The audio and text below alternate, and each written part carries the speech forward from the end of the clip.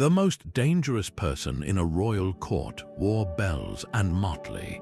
Behind every joke was a calculated risk, and beneath every laugh lay a web of secrets.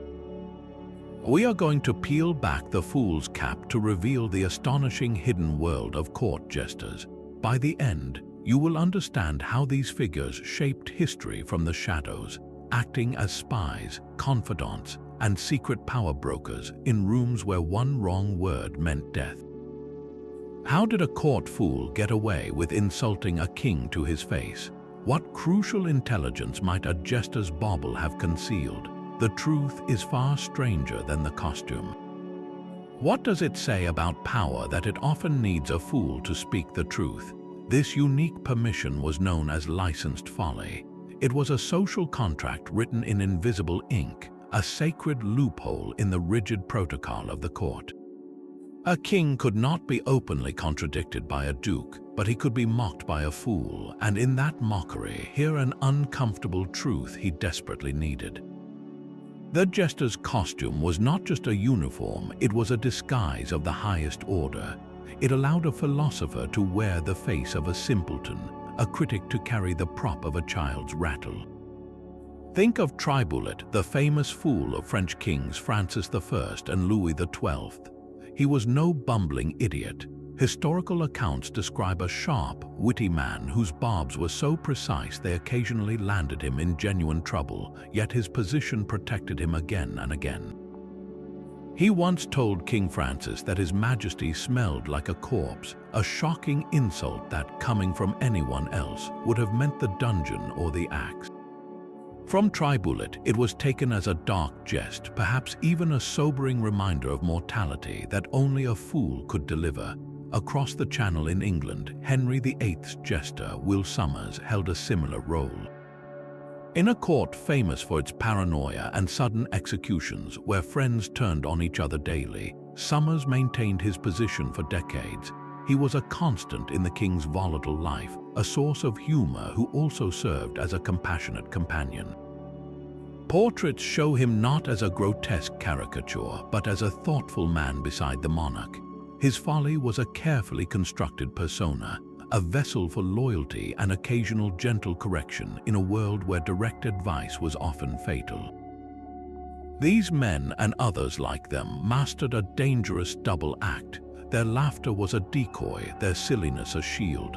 They performed a high-wire act of intellect, balancing genuine comedy with veiled commentary, always reading the room's temperature, the king's mood. A joke that landed yesterday could be treason today. This dual identity fool and philosopher, entertainer and truth-teller was the very foundation of their power.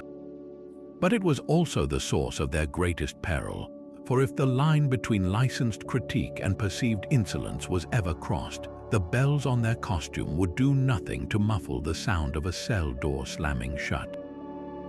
This razor's-edge existence meant only a select few possessed the right blend of talent and nerve. To become a court jester was not to simply put on a funny hat, it was to undertake one of the most demanding and peculiar apprenticeships in history. These were not mere clowns plucked from the countryside. They were often highly skilled individuals who had failed or deliberately sidestepped more conventional paths. Many were witty minstrels who had honed their craft in taverns and market squares, learning to read a crowd's mood in an instant. Others were failed scholars, men of education who found the rigid structures of the church or university stifling, yet whose sharp minds and knowledge of history, literature, and philosophy became their greatest comedic tools. Some were even former soldiers, their physical courage translated into the acrobatic feats and bold stage presence required in the throne room. The skill set demanded was astonishingly broad. A master jester needed the sharp wit of a diplomat, the improvisational genius of a playwright, and the musical talent of a troubadour. He might be required to perform a flawless tumbling routine one moment, and the next compose a bitingly clever song about a visiting ambassador's poor manners, all while strumming a lute. But the most crucial skill, the one that separated a mere entertainer from a true court fool, was a deep, almost intuitive understanding of politics and human nature. He had to know every faction, every grudge, every secret romance at court. He needed to sense the king's unspoken fears and the queen's hidden ambitions to understand what truth could be told today through the filter of a joke and what must remain unsaid. This made him a kind of living mirror, reflecting the court's reality back to itself in a distorted yet recognizable form. Two broad categories of fools often existed side by side in the same household. There was the artificial fool, the professional we have been describing, hired for his cultivated wit and talents. Then there was the so-called natural fool, an individual whose cognitive differences or innocent demeanor were seen as a source of amusement or even spiritual insight. These individuals were often kept as wards, treated with a mix of condescension and strange reverence, their unfiltered observations sometimes believed to carry a divine or prophetic weight. While the artificial fool used strategy, the natural fool operated from a place of perceived simplicity. Both, in their own ways, held up a lens to the complexities and hypocrisies of power, one through brilliant artifice, the other through unsettling honesty. This careful selection process created a human instrument finely tuned to the frequencies of the court, an entertainer whose ultimate performance was the delicate manipulation of truth itself. But this human instrument needed the perfect disguise to play its dangerous music. The jester's costume was far more than a silly uniform. It was a complex language of symbols and a masterclass in psychological manipulation. Every element, from the garish patches to the ringing bells, served a deliberate and often subversive purpose. Take the motley, that iconic patchwork of clashing colors and fabrics. On the surface, it marked the fool as an outsider, a figure of ridicule, but look closer. This fragmentation was his greatest strength. He belonged to no single social class, no specific faction. His coat was stitched together from the cloth of nobles, merchants, and peasants alike, making him a walking symbol of the entire kingdom. He could critique the greed of the aristocracy or the folly of the common man with equal impunity, because his very appearance declared he was part of all worlds and therefore bound by the rules of none. This ambiguous identity was a cloak of invisibility, allowing the man beneath the costume to observe and operate in plain sight. Then there is the coxcomb, the floppy hat adorned with jingling bells. Its resemblance to a rooster's comb was likely intentional. In medieval symbolism, the rooster was an emblem of vigilance, crowing at the dawn and alerting all to danger. The jester's bells served a similar function. Their constant, cheerful sound announced his presence, yes, but they also served as an early warning system. Anyone plotting in a corridor would fall silent at their approach. The bells created a sphere of auditory space around the fool, a perimeter that forced secrecy to retreat. They signaled that here comes the one who sees and hears all, and who might just turn your whispered conspiracy into a public punchline by lunchtime. Perhaps the most pointed item was the marotte, the miniature scepter topped with a carved replica of the jester's own foolish head. This was no mere prop. In a court where the king's scepter represented divine authority and absolute power, the fool carried a parody of it. He held up a mirror to the very concept of authority, suggesting that the wisdom of rulers might be as hollow as the carved head on a stick. With a wave of his marotte, he could mock royal decrees, mimic the gestures of a pompous bishop, or playfully crown himself, all under the pretense of childish play. It was a breathtaking act of symbolic rebellion, tolerated only because it was framed as madness. Ultimately, the costume was the ultimate psychological shield. When a man in a crown spoke, his words carried the terrible weight of law.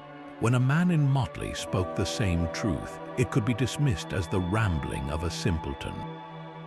If the king chose to take offense, but a wise ruler might listen more closely to the fool than to his fawning advisors, because the disguise allowed for a raw honesty otherwise impossible in the throne room. The jester could shed his real identity like a cloak, becoming a vessel for messages too dangerous for any named courtier to deliver. He was not seen as a real person, but as a character, a living cartoon. And in that perceived insignificance lay a profound and dangerous power. This symbolic immunity was codified into a very real and perilous legal concept known as jesting privilege. In a world where a misplaced word could be construed as treason, the jester operated under a unique royal license. He held what was sometimes called the privilege of the lash, the legal right to criticize, mock, and speak painful truths to power without immediate fear of the dungeon or the executioner's block.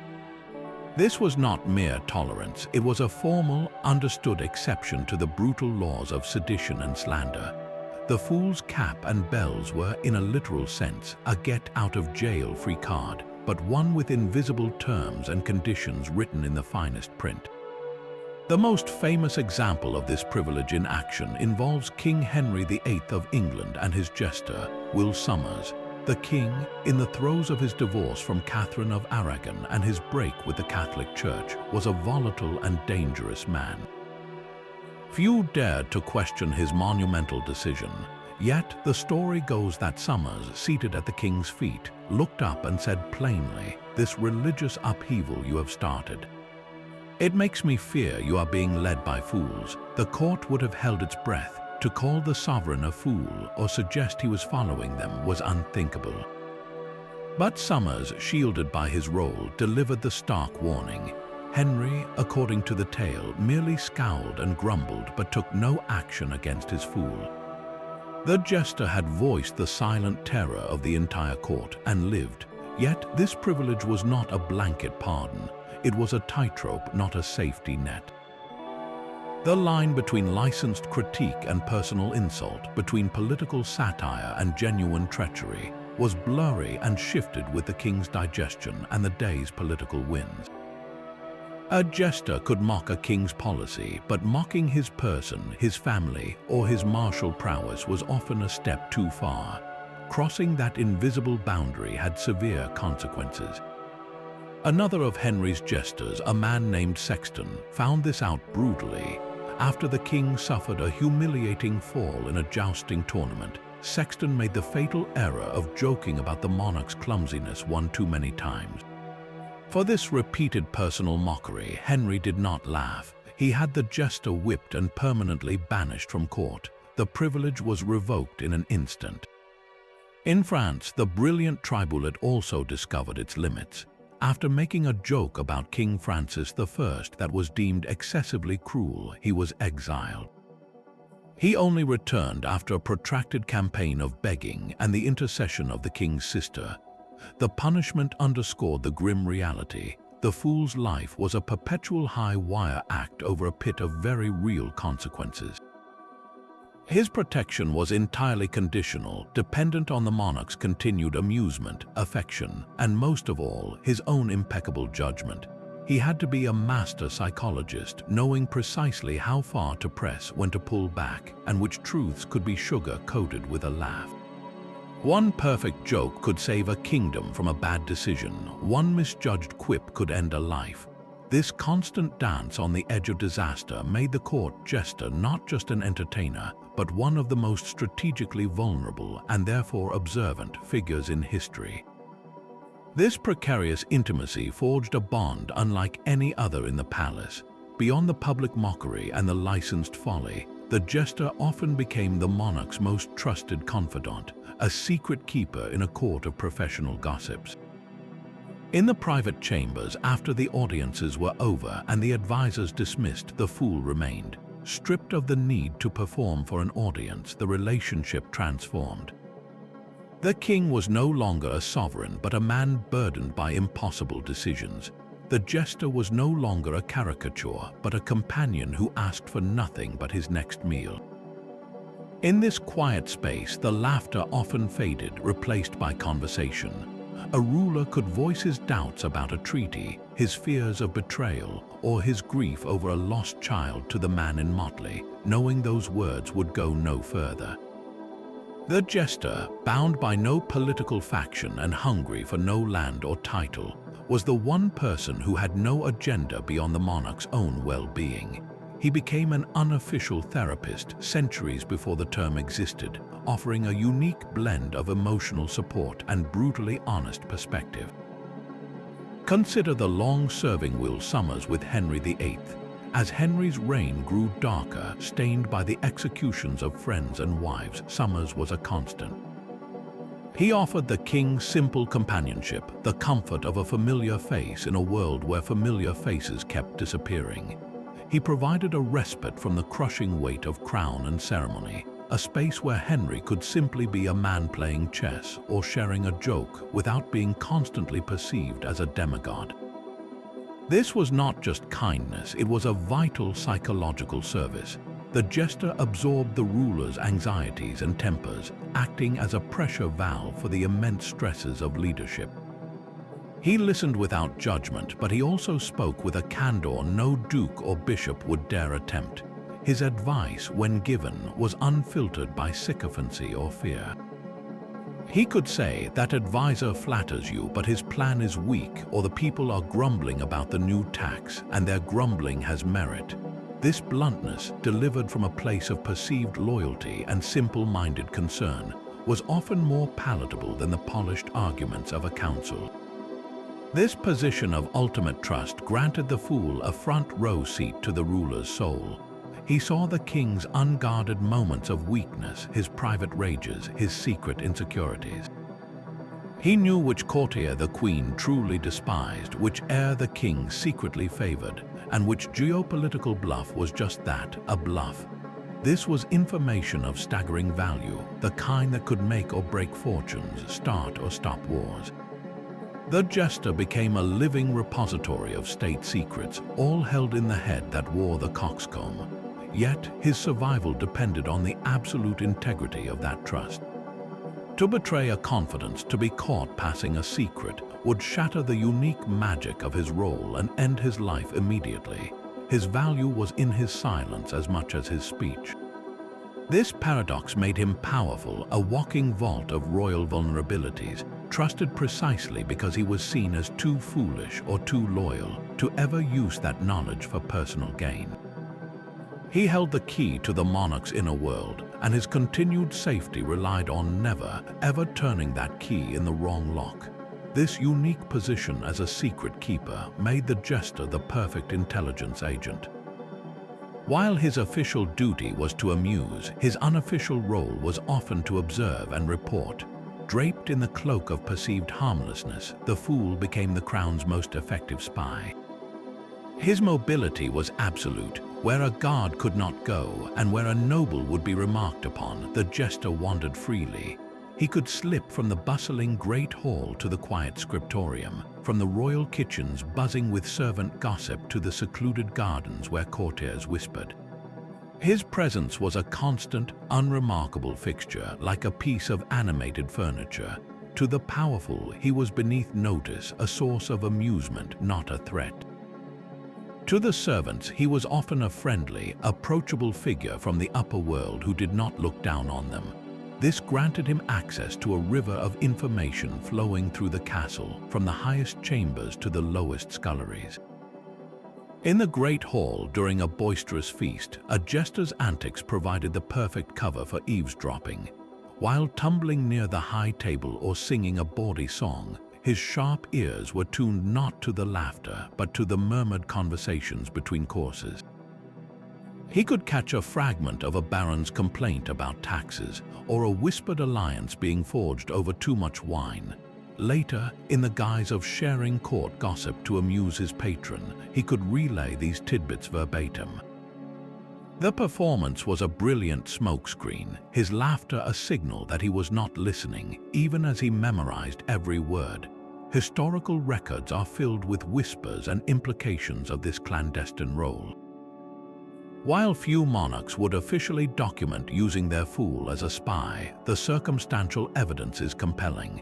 Jesters were uniquely positioned to detect plots because plotters, believing the fool to be an idiot, might speak more freely in his presence.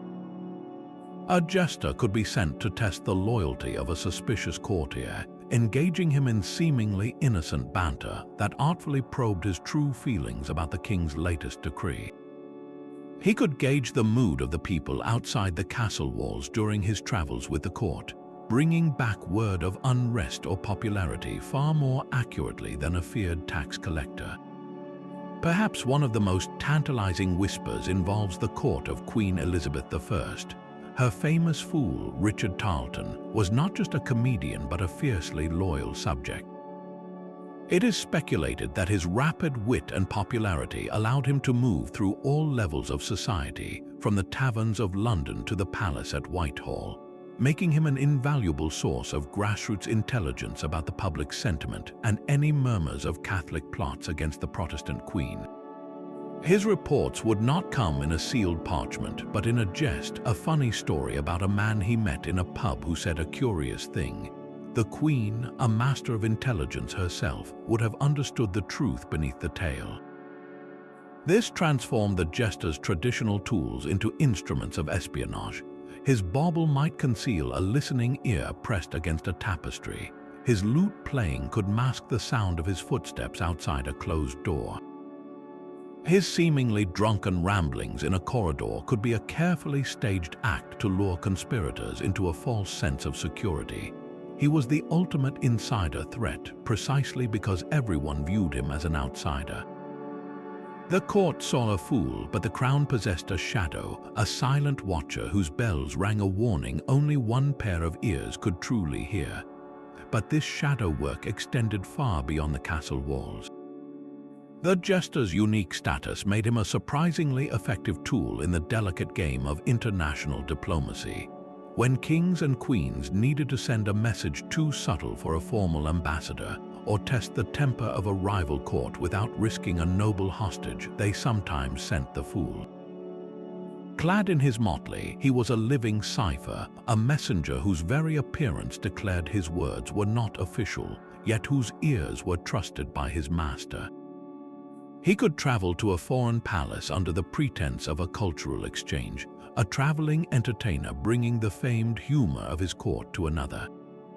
Once there, his performances became a sophisticated intelligence operation. Through jokes and songs, he could artfully weave in questions about military readiness or satirize a shared enemy, gauging the host king's reaction.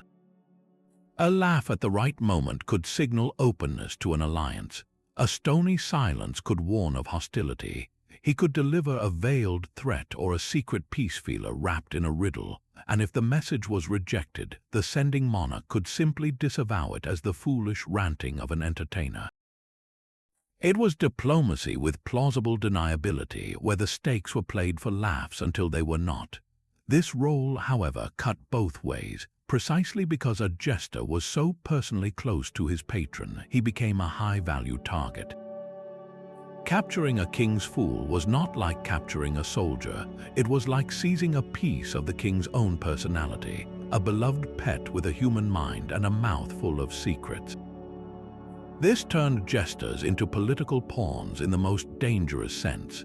One of the most telling examples comes from the turbulent conflicts between France and the Duchy of Burgundy in the 15th century.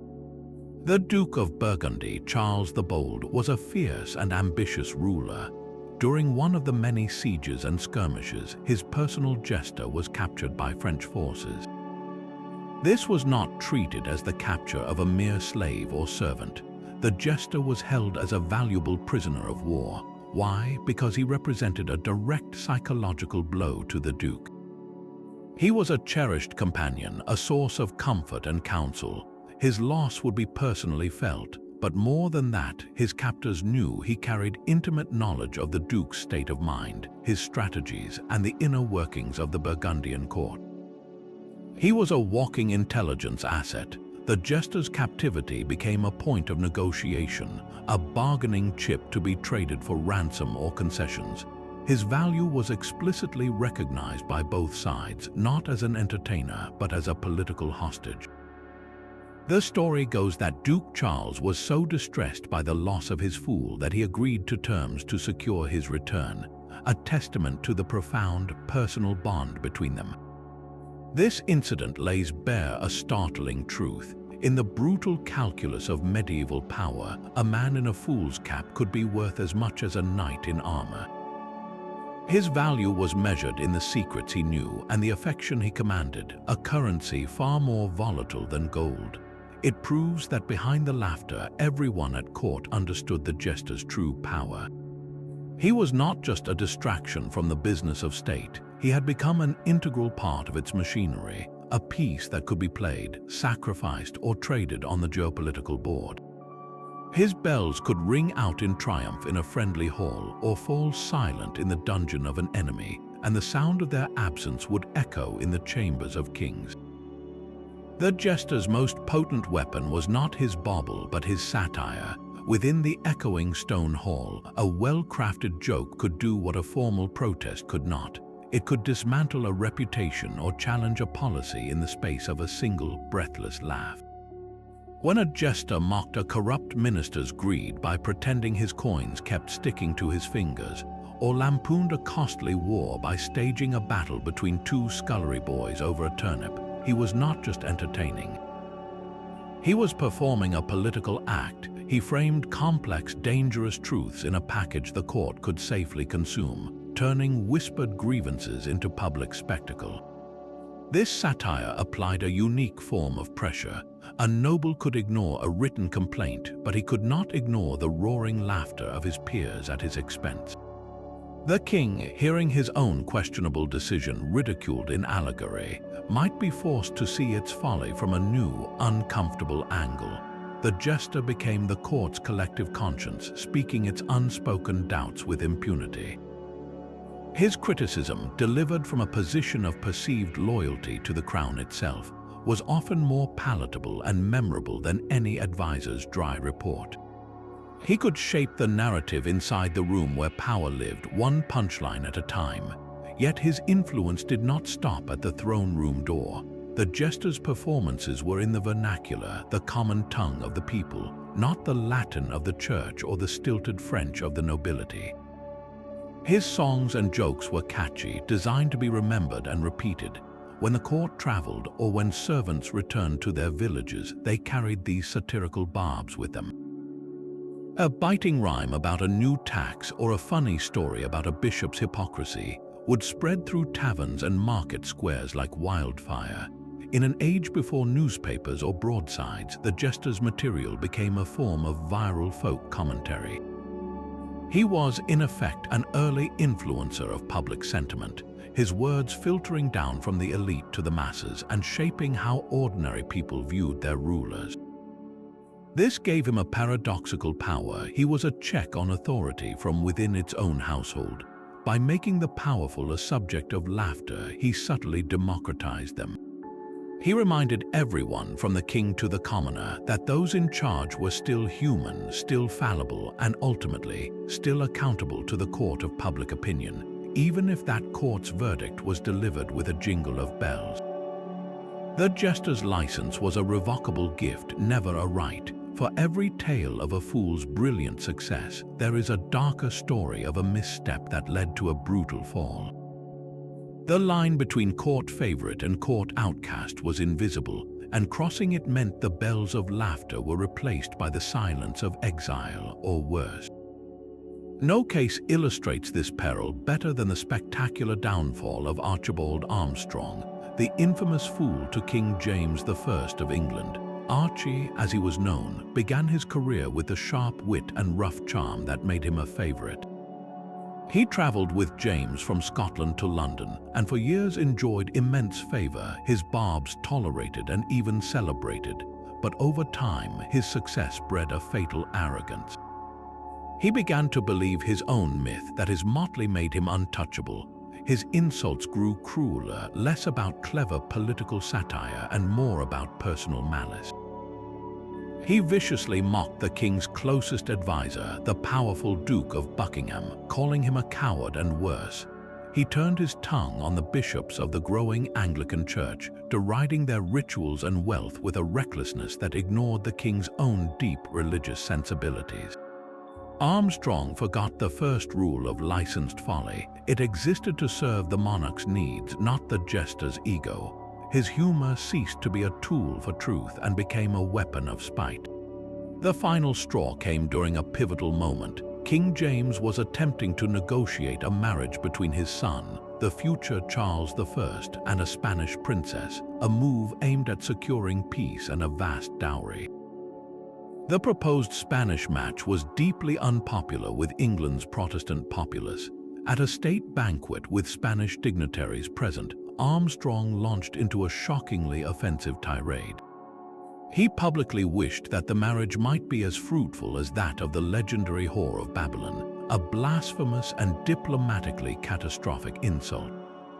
This was no longer licensed folly, it was an act of international sabotage.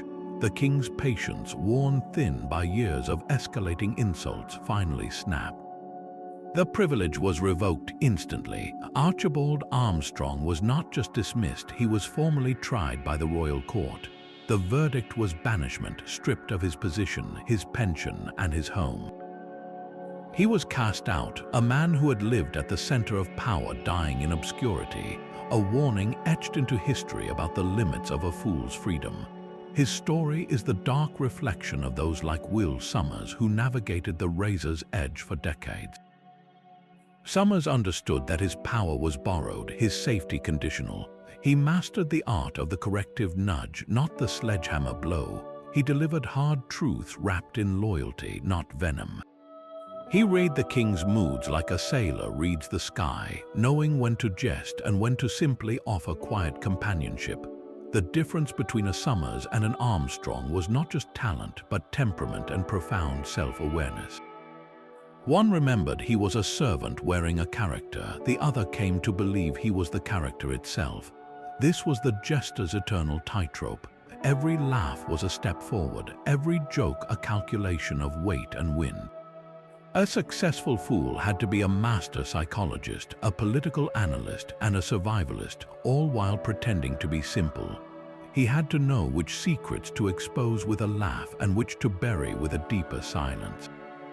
He served at the absolute pleasure of the crown, and that pleasure could curdle into wrath with a single ill-considered word.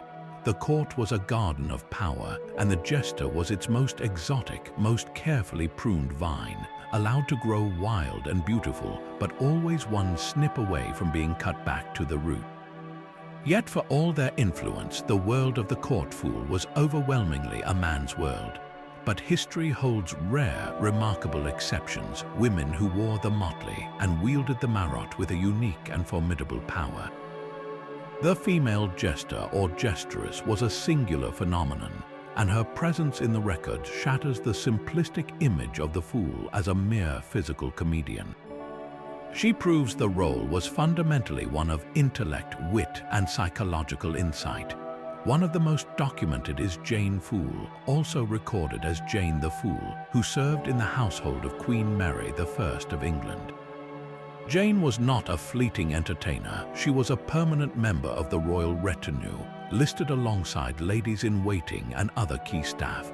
Her very title, the Queen's Fool, indicates a direct personal bond to the monarch.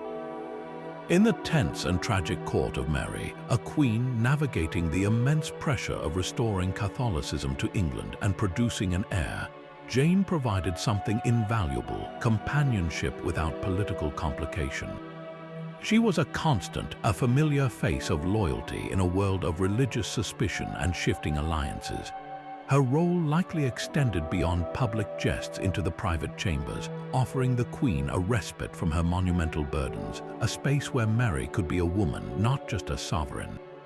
Across the English Channel, an even more formidable figure emerges, Mathurine de Valois. Known as the Fool of the King for Henry III and Henry IV of France, Mathurine was a legend in her own time. She did not dress in traditional motley, but in the flamboyant costume of an Amazon warrior or an allegorical figure, often carrying a sword and shield. This was a powerful statement. She was not playing the simpleton, she was embodying a figure of strength and satire. Her wit was renowned and fearless. She famously intervened in political and religious debates during the brutal French Wars of Religion, publicly chastising both Catholic and Protestant leaders for their hypocrisy and violence. On one occasion, she is said to have approached King Henry IV, a former Protestant who converted to Catholicism for political stability, and offered him a drink from a bottle labeled holy water. The jab was exquisite, questioning the sincerity of his famous conversion with a single, symbolic gesture. She operated with an authority that blurred the lines between fool, prophet, and critic. The challenges these women faced were immense. They navigated a doubly restrictive world, bound by the rigid protocols of the court and the even stricter expectations of their gender. Their humor and criticism had to be delivered with a different calibration, often wrapped in layers of allegory or maternal charm to be palatable. They could not rely on the same physical, slapstick comedy as some male jesters. Their power was almost entirely verbal and intellectual. This forced them to master a more subtle, perhaps more devastating form of satire. Their opportunity, however, was unique. Serving queens and princesses, they provided a form of female solidarity within the gilded cage of royalty.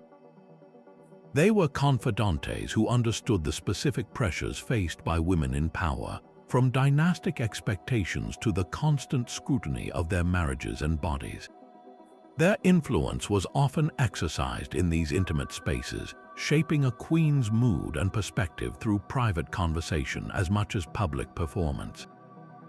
The existence of Jane, Mathurine, and a handful of others is not a historical footnote, it is a revelation. It demonstrates that the essence of the jester was never about brute strength or childish antics, it was about the agility of the mind. These women, operating with fewer tools and greater social risk, mastered the same dangerous arts of observation, critique, and survival. They were living proof that the fool's license was a grant of intellectual freedom, a permit for a razor-sharp mind to speak, regardless of the body it inhabited. Their legacy whispers that in the shadows of the throne beside the kings, there sometimes stood a queen's fool, her silence as strategic and her laughter just as sharp. The battlefield was another stage for the jester's unique talents, far from the gilded halls of the palace. When a king marched to war, his fool often marched with him, a splash of color amidst the steel and mud. This was not a holiday, it was a critical extension of their courtly duty. In the grim reality of a military campaign where morale was as vital as supplies, the jester transformed into a frontline morale officer. During long marches, in rain-soaked encampments, and on the tense eve of battle, his songs, jokes, and antics provided a precious psychological respite. He reminded weary, frightened men of home, of laughter, of a world beyond the spear and the pike. By lifting the spirits of the common soldiers, he directly served the king's strategic goal. A cohesive army fights far better than a despondent one. The fool's presence itself was a symbol of normalcy and royal favor, a piece of the court brought to the field, suggesting that the king shared in their hardship and valued their loyalty enough to bring his personal entertainer. This role required immense courage, for the jester on campaign traded the calculated risks of the throne room for the very real and random dangers of war, where an arrow made no distinction between a duke and a fool. But his function could shift from comforting ally to a weapon of psychological warfare. Imagine the scene, two armies arrayed across a field, tension thick in the air. From behind the safety of his own lines, the king's jester might step forward, his bells jingling incongruously. In a loud, clear voice, he would launch into a blistering satire aimed directly at the enemy commander. He might mock the opposing lord's physical appearance, his failed past campaigns, his rumored cowardice, or his dubious lineage, turning the man's reputation into a punchline heard by both armies.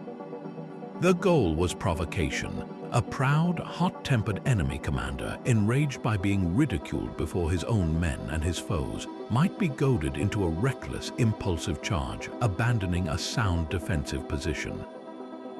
The jester's words were designed to cloud judgment, to replace strategic thought with blinding anger. For the enemy ranks, hearing their leader lampooned could sow seeds of doubt and diminish their resolve, subtly undermining their will to fight for a man presented as a laughingstock. In this context, laughter was not mere entertainment. It was a calculated tactic, a form of audible sabotage meant to disarm the enemy's mind before a single sword was swung. History offers whispers of this practice, while rarely detailed in official chronicles that preferred to record deeds of noble knights. The tradition is attested in medieval literature and song, suggesting a recognized, if unofficial, battlefield role. The jester operated in a gray zone of chivalric conduct. To send a knight to hurl insults was beneath dignity, and to use a common archer would have no impact. But to use the fool, the licensed speaker of uncomfortable truths, was a clever loophole. He was a non-combatant in motley, yet his words could theoretically achieve what a cavalry charge could not, breaking the enemy's formation by breaking their commander's composure.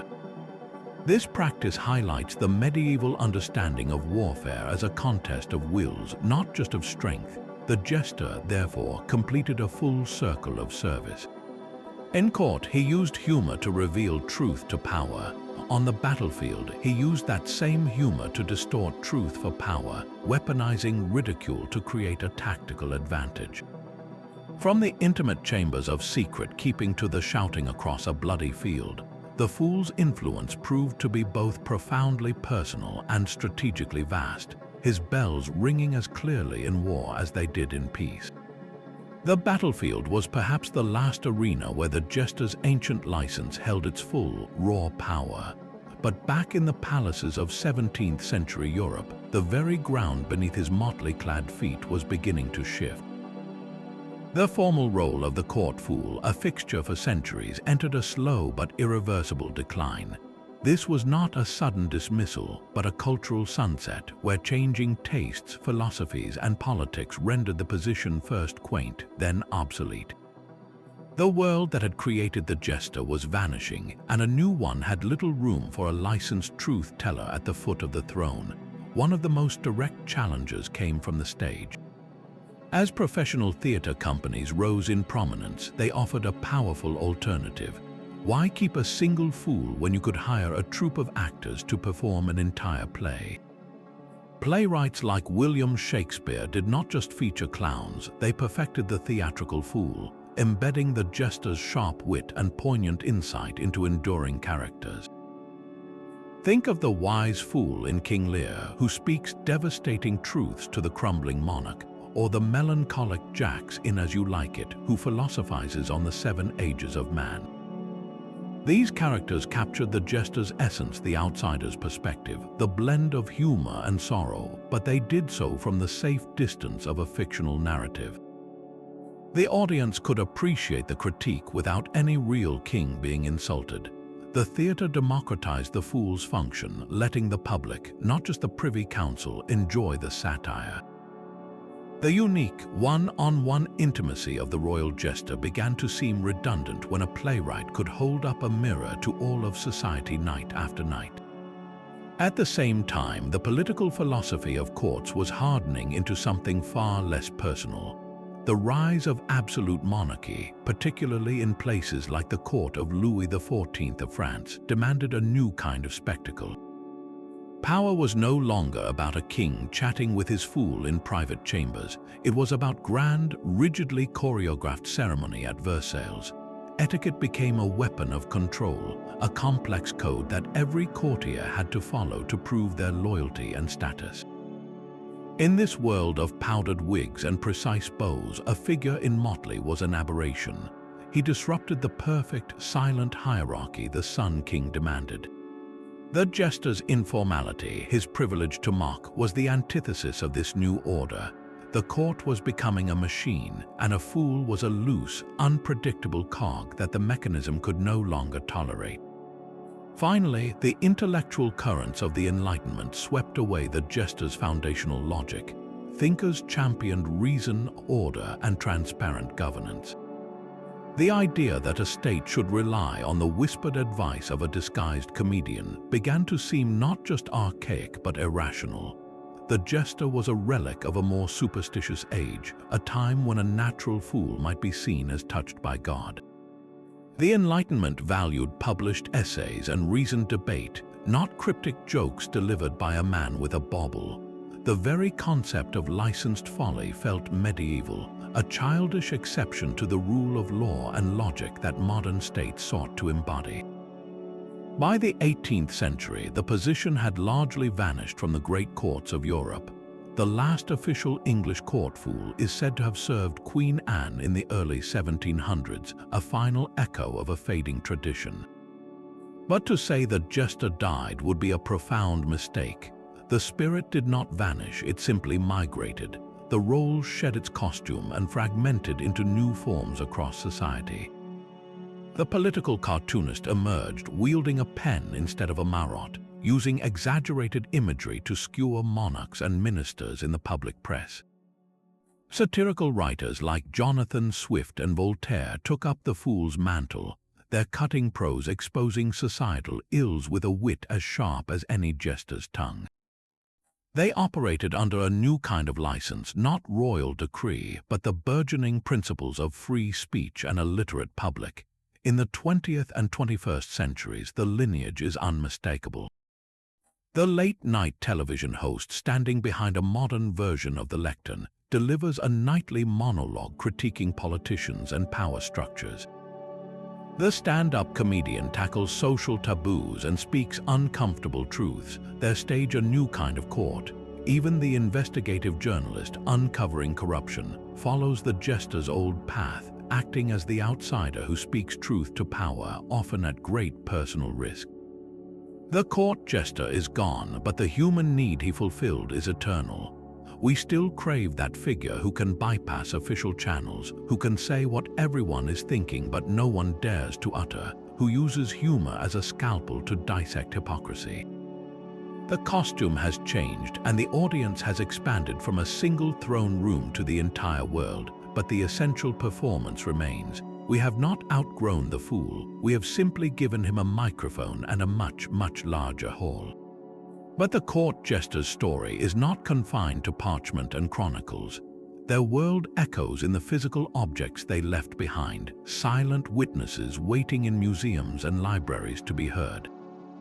To truly understand their daily reality, we must move beyond the written word and examine the artifacts, the art, and the archaeology that bring their vanished world into sharp focus. Medieval manuscripts offer our most intimate window.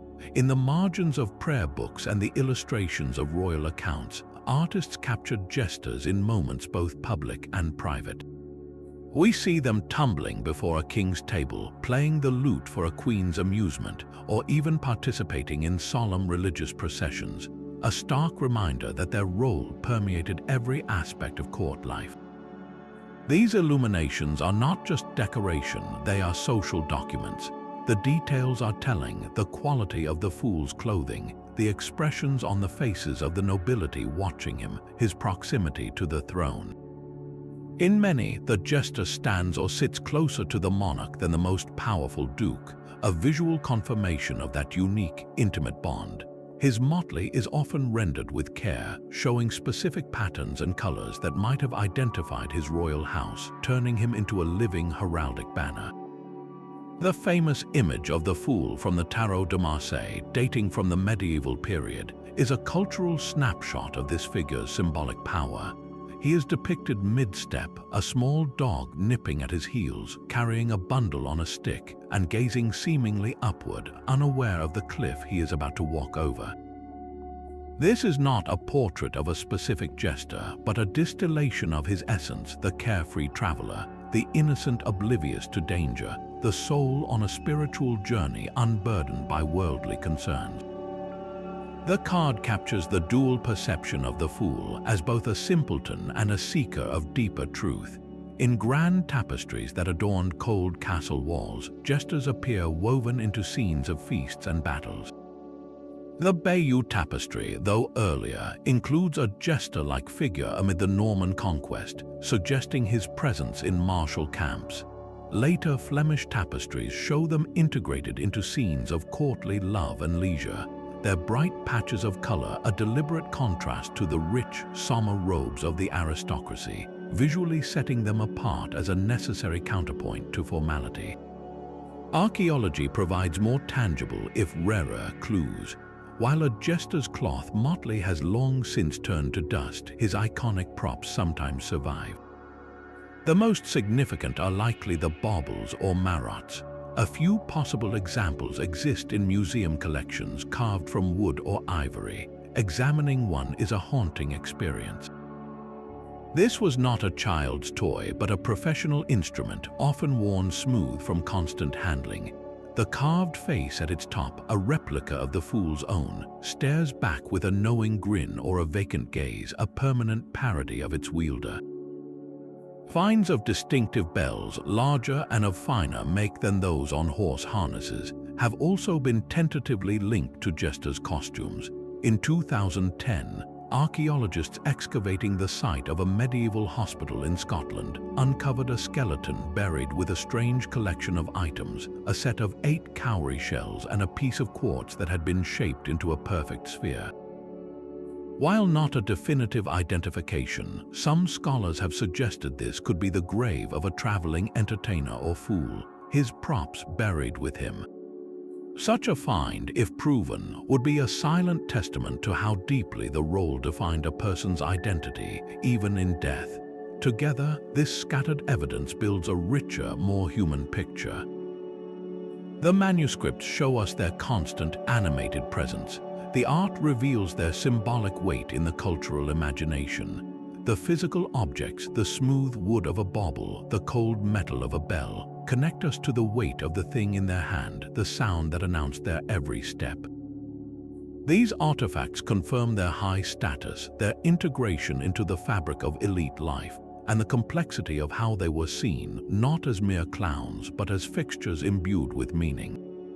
They were artists, companions, and living symbols, their truth etched in pigment, thread, and bone. That smooth wooden bauble, however, might have concealed more than a listening ear. Throughout history, the court fool's reputation often drifted beyond mere cleverness into the realm of the uncanny. In many cultures, from medieval Europe to the courts of Asia, the jester was seen as touched by something beyond reason, a vessel for divine madness or prophetic sight. This mystical aura was not an accident, it was a natural extension of their role. Operating outside society's rigid structures, speaking in riddles, and surviving against all odds, the fools seemed to play by rules invisible to everyone else. Their foolish wisdom often blurred the line between brilliant human observation and something that felt like genuine clairvoyance. Consider the recurring motif of the fool as a truth-teller who sees the future. These stories are less about crystal balls and more about a profound, almost unsettling clarity of perception. Stripped of political ambition and the need to maintain social facades, the jester observed the world with a stark, childlike directness. He saw the emperor's nakedness long before the crowd dared to admit it. This allowed him to make startlingly accurate predictions, not through magic, but by connecting dots everyone else was too polite or too frightened to acknowledge. His prophecies were usually veiled in the classic tools of his trade: clever wordplay, allegorical jokes, or seemingly nonsensical rhymes. A classic tale, repeated across many cultures, involves a jester predicting a king's downfall. He might point to a crumbling wall in the castle and joke, "See how the foundation leans, it mirrors the state of the crown." The court laughs, dismissing it as another foolish observation about masonry. Only later, when rebellion topples the throne, do they remember his words with a shiver, realizing he was not talking about stone and mortar, but about decaying loyalty and structural weakness in the realm. He saw the cracks because he was the only one looking at the structure itself, not the glittering decorations hanging upon it. This predictive power was deeply rooted in psychology. The jester was the ultimate people watcher. He spent decades studying the king's temperament, the queen's ambitions, the rivalries between dukes. He could anticipate how a proud man would react to an insult or how a greedy minister would overreach. When he predicted a certain lord would betray the crown by winter, it was not a vision. It was a cold calculation based on that lord's mounting debts and secret meetings with a foreign ambassador. details the jester had pieced together while performing in the background. His prophecy was simply human intelligence reported through the cryptic filter of his licensed folly. Yet, the belief in their mystical connection was powerfully reinforced by the so-called natural fools, individuals with cognitive differences who lived as wards of the court. Their unfiltered utterances, often bizarre or poetic, were frequently interpreted as divine messages.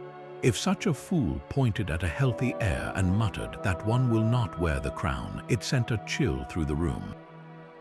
Whether it was a guess, a misunderstanding, or a cruel jest, if it later came true, it was etched into legend as proof of the fool's second sight. This belief served a practical purpose for the jester himself. A reputation for being slightly magical, touched by God, or in tune with fate was a powerful layer of protection. It made rulers and courtiers wary of crossing him, lest they incur some unseen curse or divine displeasure. It transformed his satire from mere criticism into a potential omen. This mystical layer added a final, enigmatic sheen to the jester's already complex role. He was not just a spy or a confidant, he was a living symbol of the unknown, a reminder that even absolute power was subject to forces beyond its control, forces that sometimes spoke through the mouth of a laughing man in motley. It begs a haunting historical mystery when a fool's prediction came true. Were we witnessing the keen edge of human intellect, or were we, for a moment, hearing the future whispered through the one person in court brave enough or seemingly simple enough to listen? This archetype of the licensed truth-teller was not a European invention. The need for a figure who could speak to power through the mask of folly is a human constant, appearing in remarkably similar forms across continents and centuries. Look to the royal courts of India, documented in classical Sanskrit drama from over 2,000 years ago. Here, the Vidashaka was a staple character, the companion and confidant to the hero, often a king or prince. He was a Brahmin, a man of high caste, yet portrayed as comical, gluttonous, and speaking in a vernacular dialect. His role was precisely to offset the hero's noble, poetic Sanskrit with grounded, practical, and often blunt commentary. He could question his friends' romantic decisions or political strategies with a familiar impunity, his humor making the critique digestible. He was the friend who could tell the king he was being a fool, precisely because he played the fool himself. This parallel to the European jester is stunning, a separate culture developing an almost identical narrative device to explore the same tension between absolute authority and honest counsel. Across the globe in the pre-colonial kingdoms of Africa, clever tricksters and witty commentators were also woven into the fabric of court life. Oral histories from kingdoms like the Ashanti Empire or the Buganda Kingdom speak of figures who used proverbs, riddles, and satirical songs to advise rulers and critique social norms. While not always a single, designated court jester in the European model, the function was distributed among storytellers, musicians, and elders who held the license to speak difficult truths through the medium of performance. Their wisdom, disguised as entertainment, served as a vital feedback mechanism for the ruler, a way to hear the murmurs of the people without the filter of fearful officials. In the sophisticated courts of China, similar roles existed for scholars and ministers who mastered the art of indirect criticism, using historical allegory and poetic allusion to guide their emperors, a more formalized but spiritually akin practice. Even in the early modern Spanish Empire, the figure of the gracioso emerged in their theatrical tradition, a witty, down-to-earth servant who provided comic relief but also piercing insight, much like Sancho Panza to Don Quixote, offering a pragmatic view of his master's lofty, often delusional ambitions. This global pattern reveals something profound. It is not about a specific job title or a costume of motley and bells. It is about a fundamental social and psychological need. Any concentration of power left unchecked becomes an echo chamber. Flattery replaces fact, fear stifles speech, hierarchies solidify into unbreakable silence. The genius of cultures worldwide was to instinctively create a sanctioned loophole, a designated role for the voice that could bypass that silence. Whether called a vidashaka, a trickster, a gracioso, or a fool, this figure served as the court's immune system. Their humor was the delivery method for the antibody of truth, a way to identify and address the pathologies of power without triggering a catastrophic, violent reaction. They proved that for a ruler to be truly wise, he needed someone nearby who was officially foolish. This universal solution to a universal problem suggests that the court jester was not an anomaly of the Middle Ages, but a recurring feature of human civilization. Wherever a throne was built, it seems, a space was quietly reserved at its foot for a pair of eyes that saw clearly, and a tongue licensed to say what it saw. Shakespeare understood the jester's secret power better than any historian. In the bustling playhouses of Elizabethan London, he took the flesh and blood court fool from the royal chambers and placed him on the public stage, transforming a political reality into a timeless literary archetype. His fools are not just comic relief, they are the moral and intellectual centers of their plays, the characters who see everything with devastating clarity. Through them, Shakespeare gave the world a permanent record of the jester's dual existence, his licensed folly and his profound, perilous wisdom. Take the fool in King Lear, perhaps the most devastating portrait of the role ever written. He accompanies the aging king into the howling storm after Lear's catastrophic decision to divide his kingdom. In that physical and psychological tempest, the fool does not abandon his master. Instead, he uses riddles, songs, and bitter jokes to relentlessly reflect Lear's folly back to him. "Thou shouldst not have been old till thou hadst been wise," he chides. His every line is a surgical strike, exposing the king's self-deception and the brutal, unnatural betrayal of his daughters. He is the king's conscience made flesh, a walking reminder of the truth Lear is trying to flee. Yet his loyalty is absolute, a poignant echo of the real bonds between monarchs like Henry VIII and their jesters.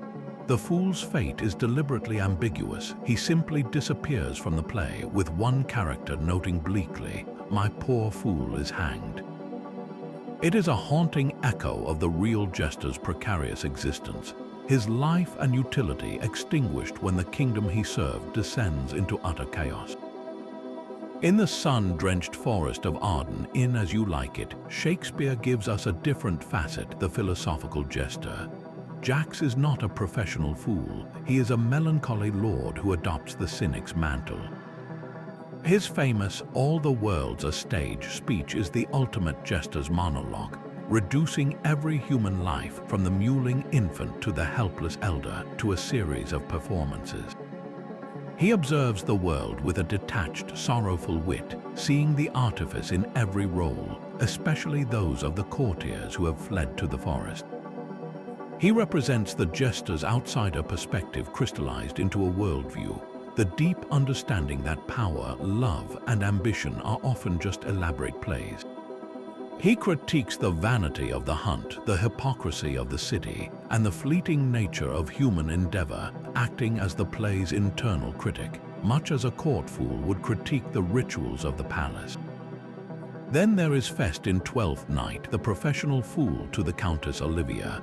Fest is a master of the jester's real craft, verbal agility, and psychological insight. He is paid for his folly, and he is very good at his job. He moves freely between the households of Olivia and Orsino, singing songs that carry a hidden, melancholic weight, and engaging in dazzling battles of wit that leave the nobles outmatched. "Better a witty fool than a foolish wit," he quips. His humor is a mask, one he can put on and take off at will. In a quiet, profound moment, he tells Olivia, "I wear not motley in my brain," openly declaring the separation between his professional costume and his sharp, private intellect. He is the perfect fictional mirror of the historical artificial fool, a man using a constructed persona to navigate a world of disguised identities and tangled emotions, all while securing his own survival and profit. Through these characters, Shakespeare did more than entertain. He dissected the very mechanism of licensed folly. His stage fools hold up a mirror to the audience, forcing them to question who in the scene is truly wise and who is truly mad. They prove that the jester's voice, whether in a medieval castle or a wooden theater, is essential. It is the voice that questions absolutism, punctures pretension, and speaks sorrow when everyone else is speaking in platitudes. Shakespeare immortalized the jester not as a clown, but as the most necessary person in the room, the one who tells the story's deepest truths because he alone has nothing to lose by telling them. In doing so, he preserved the secret life of the court fool for every generation to rediscover. A jester's bauble was far more than a silly scepter. His entire kit was a carefully curated arsenal of comedy and critique, where every prop served at least two masters, entertainment and subversion. The most iconic was the bladder on a stick, a crude cousin to the marotte. Filled with air or dried peas, it was the original slapstick instrument. Its primary function was visual and auditory slapstick, a loud, harmless thwack that sent nobles and servants alike into fits of laughter. But the symbolism cut deeper. To be struck by an inflated animal bladder was a profound insult to one's dignity. It reduced a proud knight or a pompous bishop to the level of a pantomime buffoon, their authority literally deflated by a fool's toy. In a society obsessed with honor and status, this was a potent, if permitted, act of leveling. It allowed the jester to physically interact with his social superiors in a way no one else could, a touch of sanctioned humiliation that reinforced his unique, ambiguous place in the hierarchy. Musical instruments were equally vital and versatile. A lute, pipe, or small drum called a tabor was not just for merry tunes. Music set the rhythm for his routines, but it also provided the vehicle for his most dangerous material, satirical songs. A jester could strum a gentle melody while singing lyrics that mocked a failed military campaign or a rival's embarrassing faux pas.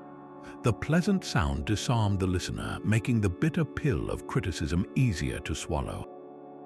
The music also served as a cover, its notes masking the sound of his movement as he navigated the court, a wandering minstrel whose ears were always open. In moments of genuine tension, when a king's rage threatened to boil over, a soothing tune from the fool's lute could be a deliberate and skillful act of de-escalation, a non-verbal plea for calm that words could no longer safely provide. Then there were the objects of pure skill, juggling balls, wooden cups, or brightly colored scarves. These showcased the jester's incredible dexterity and control, a display of artistry that commanded respect. But even here, the performance was layered. Juggling could be a metaphor for the precarious balance of power at court, a visual representation of the king keeping multiple factions in the air. Dropping a ball could be played for laughs, but it might also be a subtle commentary on a minister's recent failure. More practically, these skills ensured the jester's value. In an age before recorded entertainment, the ability to consistently dazzle with pure physical talent was a job security measure, a guarantee of continued patronage. Perhaps the most overlooked purpose of these tools was personal safety. The court was a volatile place, and the jester, while often protected, was not immune to sudden violence from a drunken lord or an offended courtier. His props could become improvised shields or distractions. A bladder on a stick could parry a half-hearted swing. A handful of juggling balls scattered at the feet of an aggressor could trip them up or create a moment's confusion for escape. The long, slender pipe could be a makeshift prod. His entire kit, carried with him always, was a mobile environment he could control. By commanding attention with his objects, he could deflect hostility into laughter, turning potential conflict back into performance.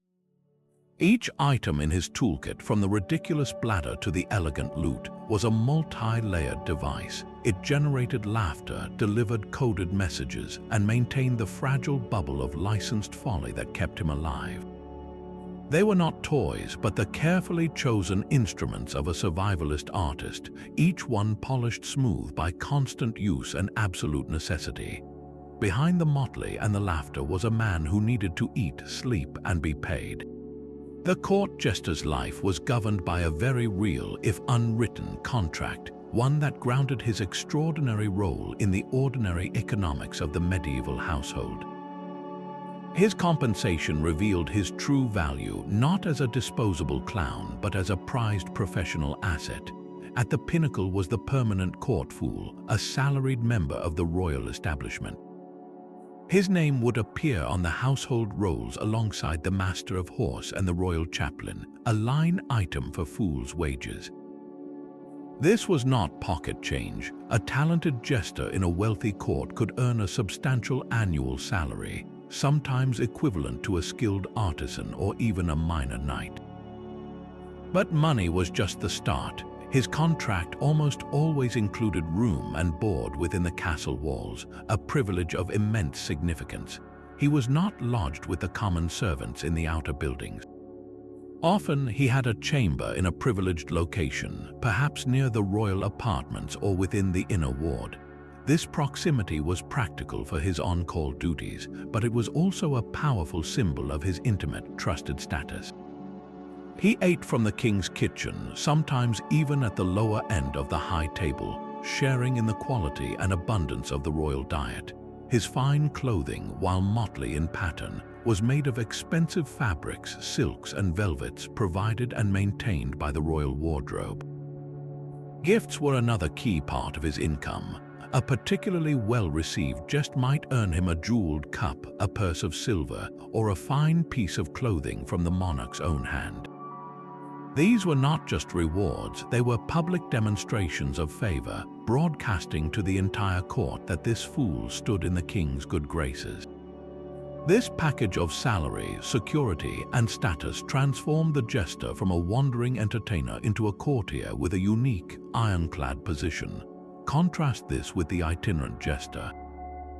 This was the freelance comedian of the Middle Ages, traveling from castle to manor house, performing for his supper and a night's lodging in the stable. His life was one of profound uncertainty. He carried his wit and his props as his only capital, never sure if the next lord would be generous or dismissive. He performed in great halls for a meal and a few coins, then moved on, his license to speak tied only to the immediate laughter he could provoke. He had no chamber near the king, no guaranteed salary, and no protection once he left the gates. While a court fool like Will Sommers enjoyed decades of stable employment under Henry VIII, the itinerant jester faced a life of road dust, unpredictable patronage, and the constant scramble for the next performance. This distinction makes the permanence of the court fool all the more remarkable. His was not a gig, it was a career. He was invested in the long-term health and mood of his patron because his own comfort and survival were directly tied to it. This economic reality shaped his every joke and every silence. He was not a detached critic but a stakeholder. The security of his warm chamber, his place at the table, and the weight of coins in his purse depended on his ability to navigate the treacherous currents of court politics day after day, year after year. It meant his loyalty, however genuine, was also professionally essential. He could not afford the reckless arrogance of an Archibald Armstrong, because to lose his position was to lose everything: his home, his income, his entire world. So when we picture the jester, we must see both figures, the secure insider by the fireside and the wandering outsider on the road, one representing the ultimate success of the profession, the other its perpetual struggle. The contract, whether written or understood, framed the fool's entire existence, making his dazzling wit and dangerous truths not just acts of courage, but also a calculated performance for his daily bread. Yet that warm chamber and steady salary could vanish in an instant. For all their licensed privilege, jesters lived under a permanent shadow, their role making them uniquely vulnerable to becoming the court's most convenient scapegoat. When disaster struck, when a plague swept the castle, a harvest failed, or a battle was lost, the search for a supernatural cause often began. Who better to blame than the strange, unpredictable man who wore motley, the one whose very existence flirted with the mystical. A jester's antics, reinterpreted through the lens of fear, could be twisted into evidence of witchcraft or of having invited a curse. His innocent juggling might be recalled as a sinister ritual, his cryptic joke reinterpreted as a malevolent prophecy he had willed into being. In a society deeply superstitious, the fool was a lightning rod for misfortune, his position of outsider making him the first target when the powerful needed to placate an angry populace or their own gnawing fears. He was entertainment in good times, but in bad times he could be transformed into a sacrificial offering to restore a sense of order. Beyond these catastrophic moments lay a quieter, more constant anguish, the psychological toll of the mask. The artificial fool lived a life of relentless performance, not just on the dais but in every corridor and chamber. He had to constantly calibrate his intelligence, hiding his sharpest observations behind a veneer of simplicity, swallowing his true reactions to injustice or cruelty to maintain the carefree facade. The strain of this double consciousness, of forever biting back the obvious remark only to deliver it later as a foolish quip, must have been exhausting. He witnessed every petty cruelty and grand betrayal of the court, yet his survival depended on reacting with laughter, not horror. This emotional labor, the need to transmute his own alarm, disgust, or pity into comedic material, created an isolation that no salary could soothe. He was the confidant who could have no true confidant, the observer who could never be fully seen. This exploitation was most acute for the so-called natural fools. While some were treated with a kind of reverent kindness, many were kept as human pets, their cognitive differences or innocent demeanors mined for amusement without any regard for their dignity or well-being. They had no crafted persona to retreat behind, no strategic wit to defend themselves. Their unfiltered words and actions, which might be interpreted as divine, could just as easily invite cruelty from bored or malicious courtiers. They were utterly dependent on the whims of their patrons, with no contract or professional reputation to shield them. Their presence served as a stark counterpoint to the artificial fool's calculated agency, a reminder that the court's appetite for folly could be deeply dehumanizing. In them, the laughter of the hall was stripped of all pretense, revealing a raw and often tragic vulnerability. So while we remember the brilliant quips and the political salvos, we must also hear the silence beneath the bells. For every jester who mastered the tightrope, another surely fell, broken by the pressure or sacrifice to the court's need for a culprit. Their story is not one of unbroken triumph, but a poignant balance between influence and fragility, where the loudest laughter in the room sometimes served to drown out a profound and lonely sorrow. The jester's unique position was a constant source of friction in the gilded cage of the court. While he enjoyed the king's ear, he held no official title, owned no lands, and commanded no armies. This made his influence especially galling to the established power brokers surrounding the throne. The most persistent rivals were often the king's serious advisors, the chancellors and secretaries of state. These men built their authority on solemn reports, legal precedents, and carefully reasoned arguments. Then the fool would tumble in and with a single, well-aimed joke dismantle weeks of their careful work, reducing a complex policy to an absurdity that made the king chuckle. They saw the jester not as a wise truth-teller, but as a frivolous distraction, a courtly pet whose barbs undermine the gravitas of governance. A chancellor proposing a new tax might spend an hour detailing its economic necessity, only to have the jester later pretend to weep over a single tiny coin, lamenting how its loss would starve a poor family. The laughter that followed could poison the well for the entire proposal. For these advisors, the fool was a wild card, an unpredictable element that turned the serious business of rule into comedy, and they deeply resented it. The clergy presented another layer of opposition.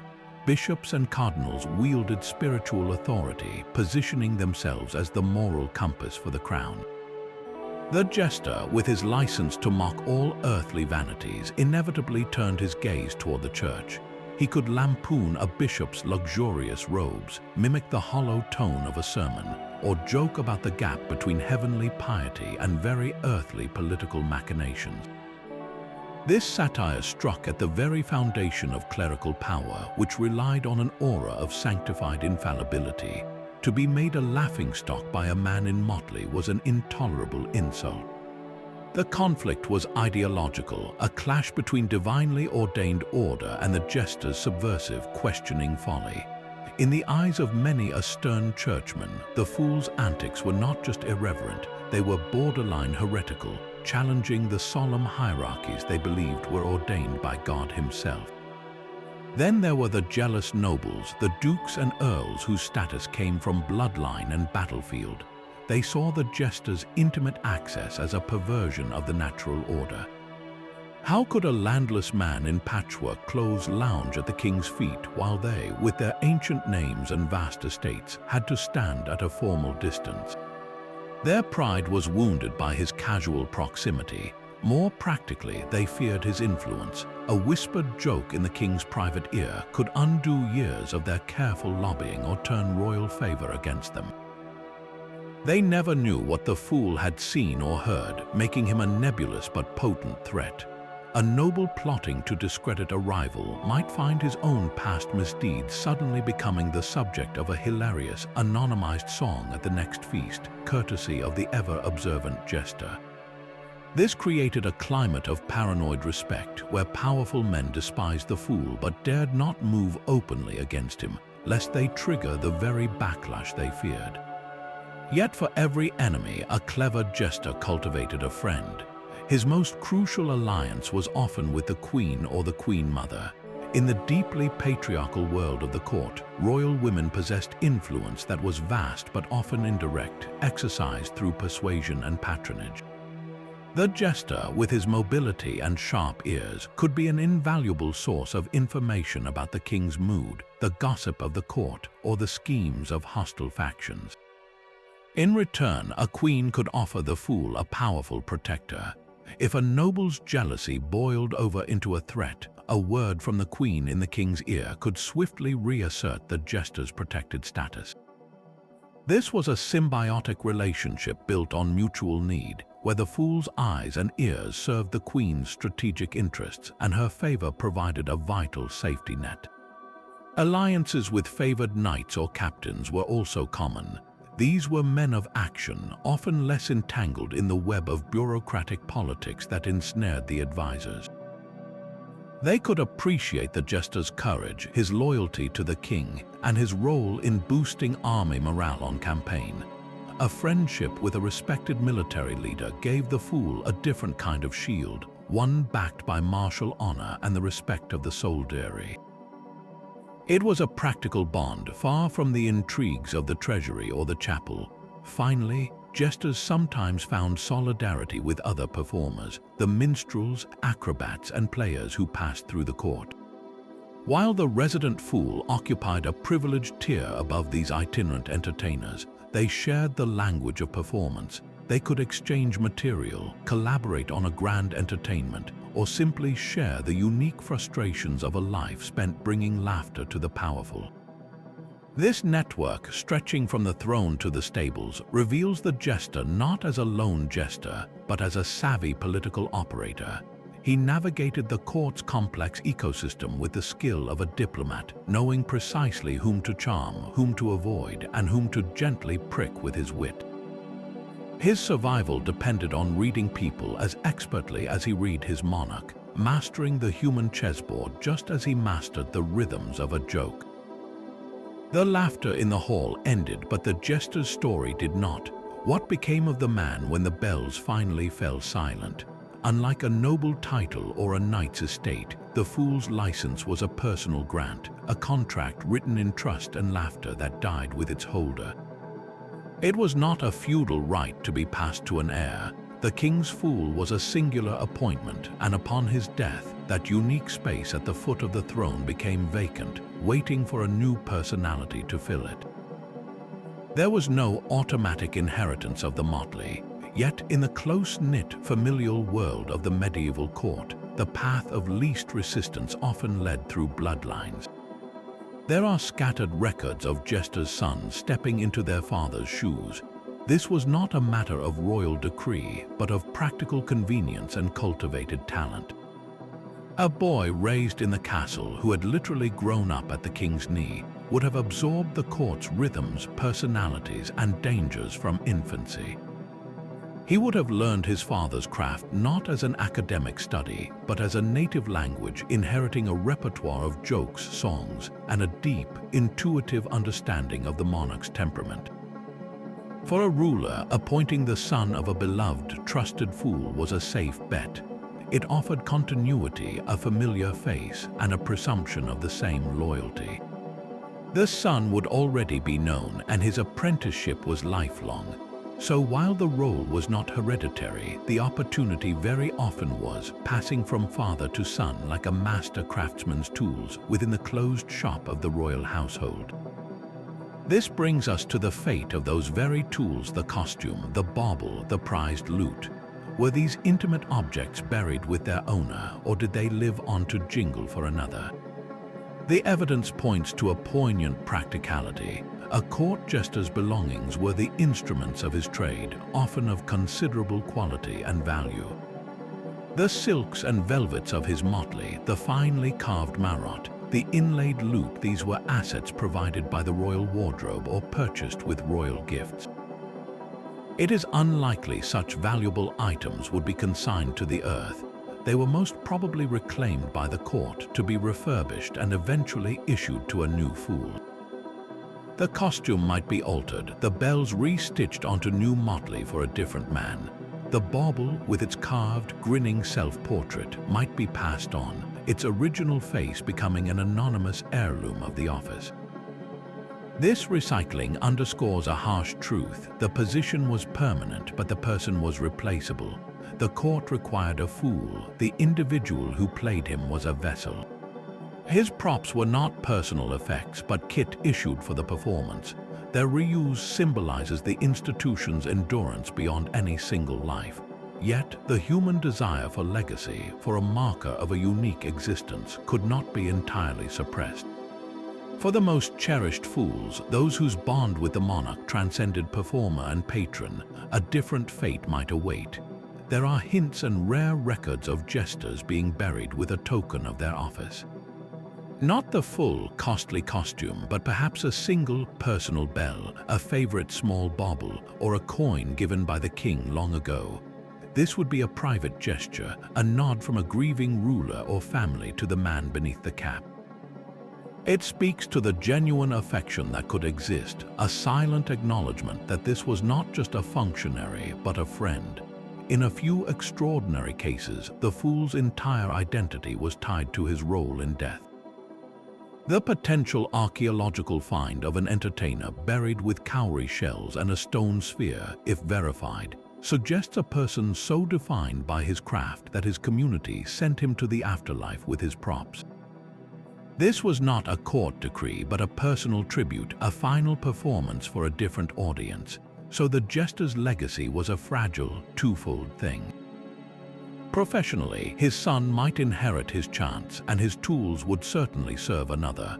Personally, his memory resided in the stories that lingered in the hallways, in the king's private moments of silence, and perhaps in a single, humble object laid to rest with him.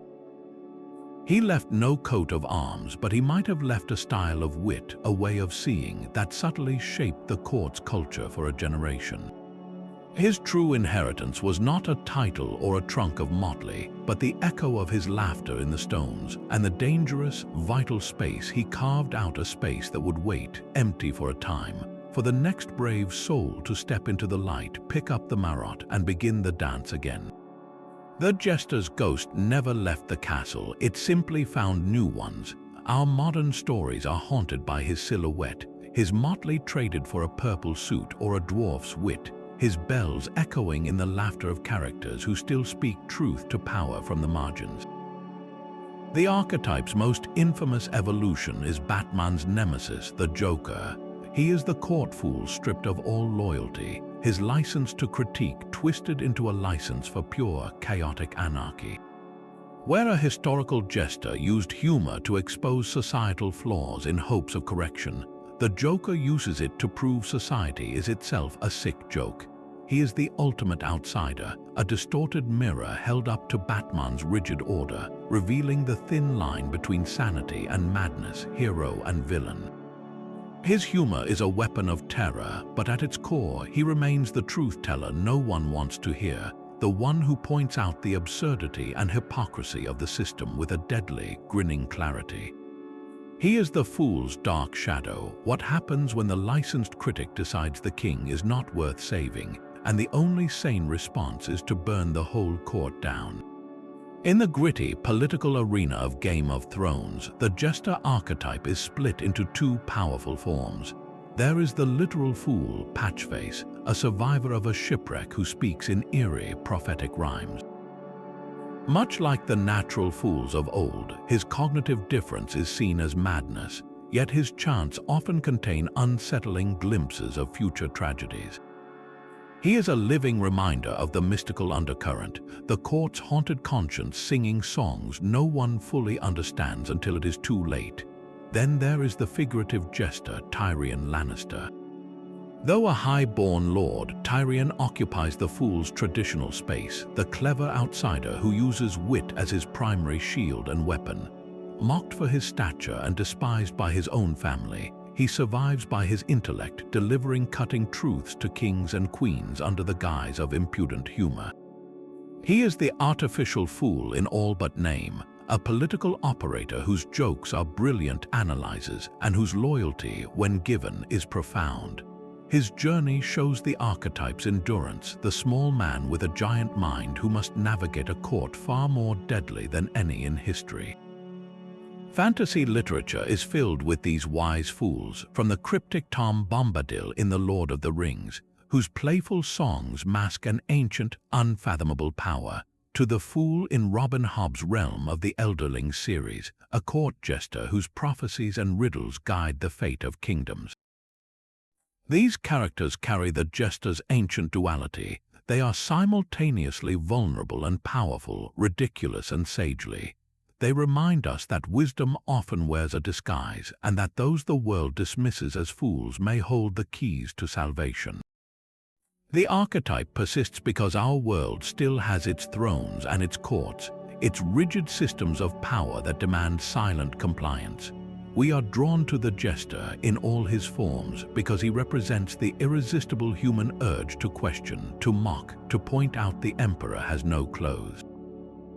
He is the spirit of critical thought, the voice that says, this does not have to be the way things are. In a chaotic Joker or a cunning Tyrion, we see the same core function, to disrupt the narrative, to challenge the accepted story with a laugh that can either heal or destroy. The costume changes, but the performance is eternal, a dance of truth and consequence that begins the moment someone decides to put on the mask and speak.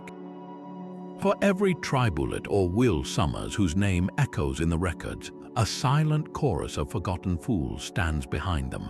These are the nameless wits, the anonymous jesters who shared the same fireside, heard the same secrets, and likely shaped the same events, only to vanish without a trace. Their stories are the great, gaping holes in our historical tapestry, the lost histories that haunt the edges of the court. Who were they? What pivotal moments did they witness with a smile fixed on their face and a dagger of truth hidden in their next joke?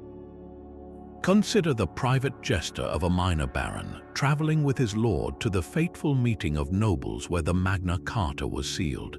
He would have been in that field at Runnymede in 1215, a splash of motley amidst the grim-faced barons and the anxious king. He heard the tense negotiations, saw the fear and resolve on every face. Perhaps his master sent him to mingle, to lighten the mood with a song, and in doing so, he overheard a whispered betrayal or a crucial concession. He may have made a joke that broke the tension at just the right moment, allowing cooler heads to prevail. His perspective on that world-changing day is lost forever, a punchline history never got to hear. Or picture the fool in the court of a Byzantine emperor during the brutal Fourth Crusade, as the Christian army turned on Constantinople itself. As the city burned and ancient treasures were looted, where was the court jester? Did he try to use his licensed folly to shame the invading knights, to make them see the sacrilege through the lens of a dark jest? Or did he flee with his patron, his bells silent for the first time, carrying the last memories of a glittering civilization now collapsing into rubble? We will never know his final joke, the one that died on his lips as the walls fell. These anonymous figures were not just bystanders, they were participants. Their humor was a social lubricant and a psychological tool. A perfectly timed quip from an unknown fool might have diffused a duel, cemented an alliance, or inadvertently sparked a rebellion.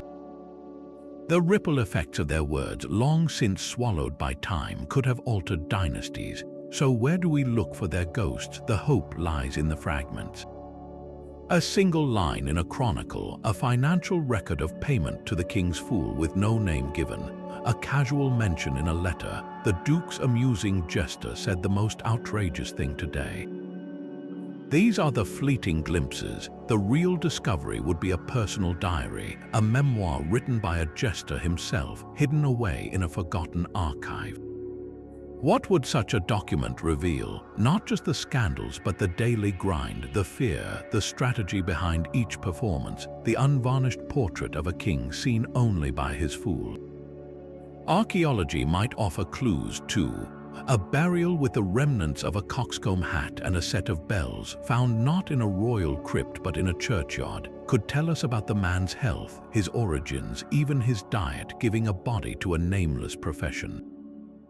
Perhaps a lost play, scribbled in the margin of a manuscript, is actually the work of a jester, his satirical routines preserved as anonymous theater. The greatest mystery is not what we know about court jesters, but what we have lost. Every unnamed fool represents a unique lens on history, a set of eyes that saw the raw, unscripted humanity of power, and a voice that translated it into laughter for an audience of one. Their silence is a challenge to us. It asks us to look at the famous events in the history books and to wonder who was the person in the motley standing just outside the frame. What truth did they tell that no one else dared to utter, and what history might we rewrite if we could only hear their final, forgotten joke? Their silence is a testament to their power, for the greatest trick the jester ever performed was convincing the world he was only a clown. We have traveled from the throne room to the battlefield, from the private chamber to the public square, and the portrait that emerges is not of a simple entertainer, but of a multi-faceted human instrument. These figures were royal confidants, the secret keepers who absorbed a monarch's deepest fears. They were intelligence agents, their motley a perfect disguise for espionage. They were satirists and social critics, wielding laughter as a weapon to dismantle hypocrisy and shape public opinion. They were psychological warriors, boosting morale in army camps or goading enemies into reckless fury with a well-aimed insult. At every turn, their existence was defined by a breathtaking duality. The laughter masked profound insight. The childish bells announced a razor-sharp mind. The safety of the costume was balanced on the knife's edge of mortal danger. They were living paradoxes, both central and peripheral, powerful and vulnerable, ridiculous and essential. This duality speaks to a deeper, enduring human truth about power itself. Absolute authority creates an echo chamber. It needs, for its own survival, a voice that can break the silence. The jester was that sanctioned breach in the wall, the one person who could translate brutal honesty into a language the throne could hear without losing face. His folly was a carefully constructed dialect for truth, so the next time you see a caricature of a jester with his bauble and bells, look past the costume. See the strategist, the observer, the friend, and the fearless critic. See the reflection of our own timeless need for those who dare to speak when everyone else is too afraid to whisper. The court is gone, but we still have our fools in late-night monologues, in political cartoons, in the comedians who make us laugh until we think. The costume changes, but the performance never ends. What was the most surprising revelation you discovered about the secret lives of court jesters? Share your thoughts in the comments below. And if you enjoyed this journey into the shadows of history, subscribe for more mysteries waiting to be unraveled.